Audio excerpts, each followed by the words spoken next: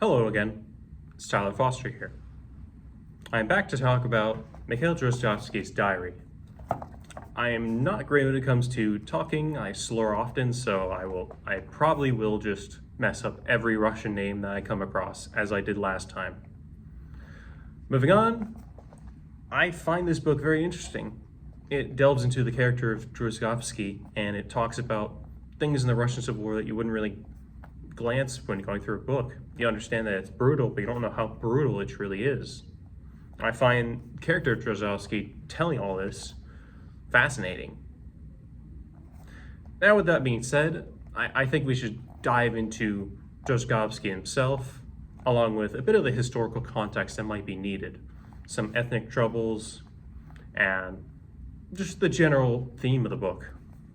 The book starts off with a bit of a prelude into who Drozdovsky is. It starts off saying he was born in 1881 to a father who was a fighter in the Crimean War, and Drozdovsky really looked up to his father so much that he decided to go into the military as his career path. In 1904, war would finally come, and he would join the Russo-Japanese War and be very well distincted.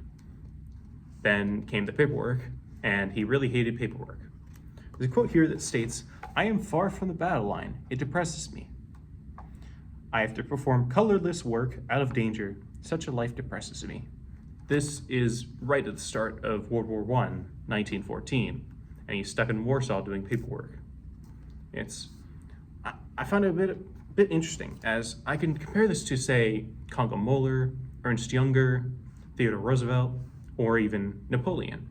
Figures in history who you could consider a modern warrior, people who really love war or are fascinated by it. I do find it a bit ironic that this all came to bite him in the ass, as the Russian Civil War would come and decimate his homeland within the next 4 years of his writing.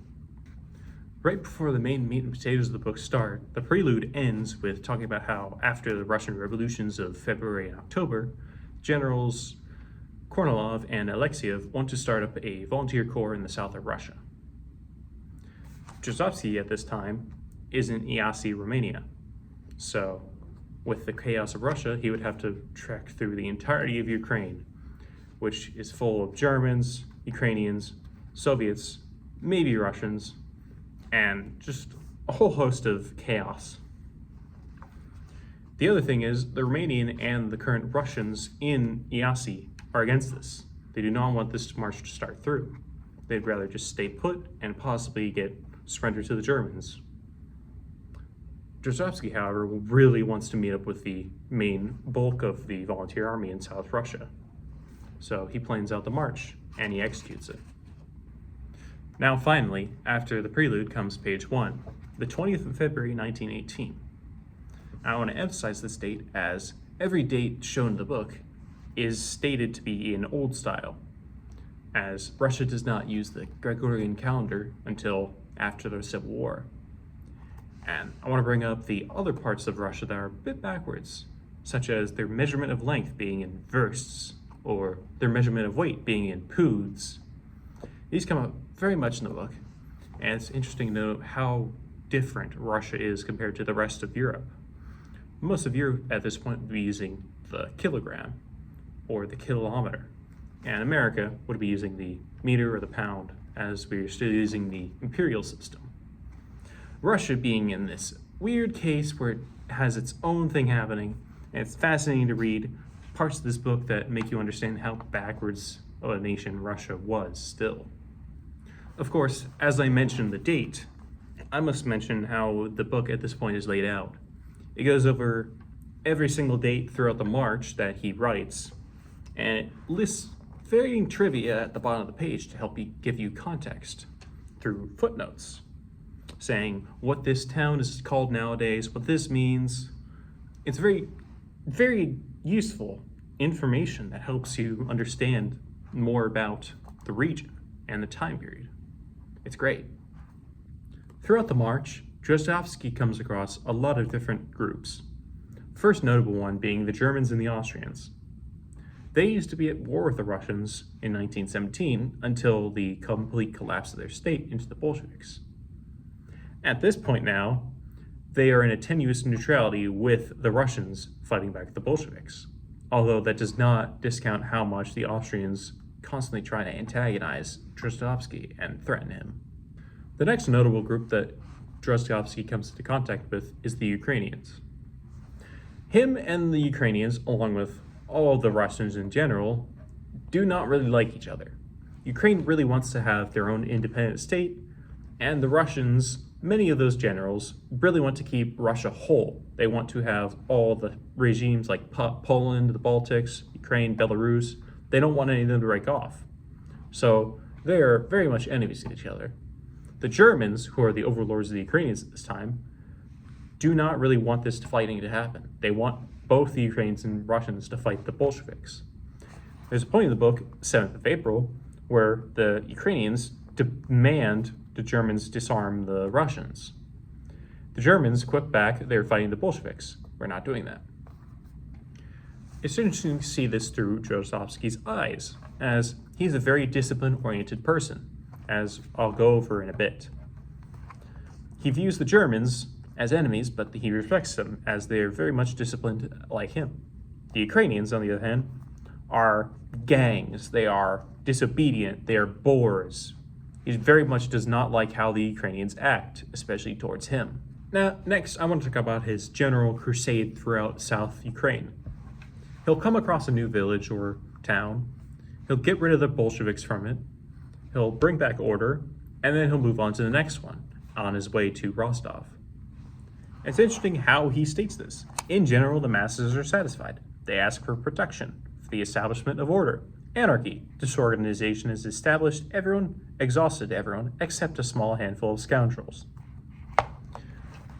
Very much, anarchy has taken a hold of Russia, is obvious at this point. But he is seen as a glimmer of hope in a lot of these people's faces.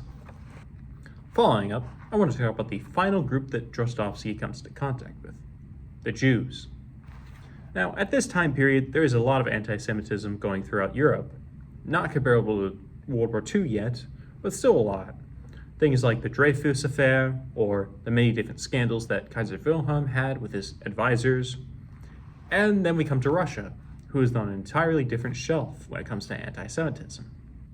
Drozdovsky can be seen as an anti-Semite, as he does claim to be a convinced Judophobe, and he often says that the newspapers owned by Jews are slandering him. He directly states Jews.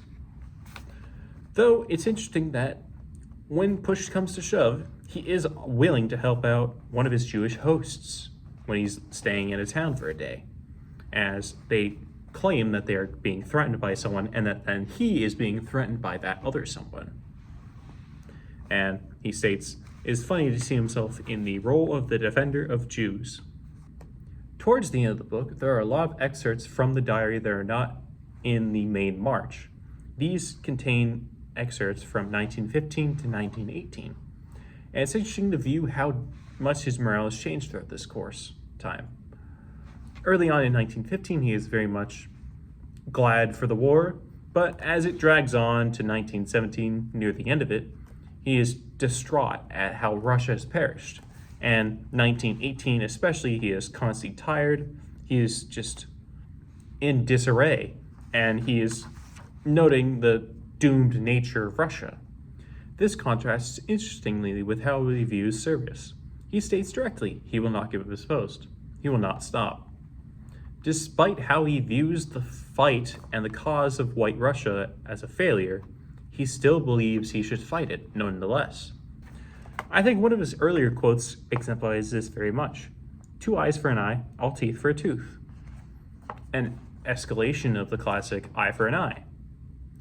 This can be seen as his general retribution plan against the Bolsheviks or anyone he believes is destroying Russia at this point. Now, the diary ends in the 20th of April, but that's not the end of the whole story. The book continues on, as right before Drozdovsky gets to Rostov, General Kornilov, who's the leader of the volunteer army in the south, dies, and the new general that is put on command is General Denikin. Drozdovsky and his regiment join up with the volunteer army. But after a few failures and a reprimand from Denikin, he starts a feud with Denikin and the men under him, General Romanovsky. Drozdovsky sends a report to Denikin, issuing his problems with the volunteer army. From them not supporting him well in the last battles, to him being owed so much because of his strengthening of the volunteer army, to the hospitals constantly poisoning the blood of soldiers. The final part of the report notes that senior commanders in the old Russian army did not read reports, and they didn't like anything condescending. Lo and behold, Denikin and Romanovsky did not read the report that Drozdovsky sent in.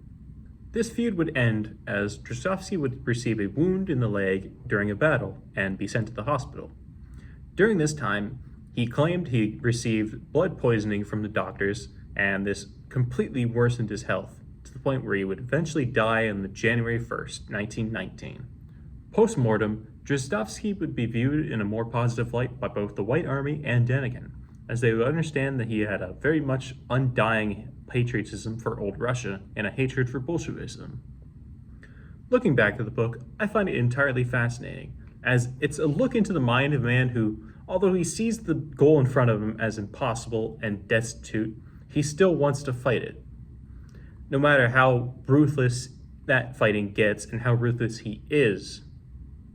To continue, my next video will be on Always with Honor by Pyotr Wrangel. Thank you for watching. Have a good day.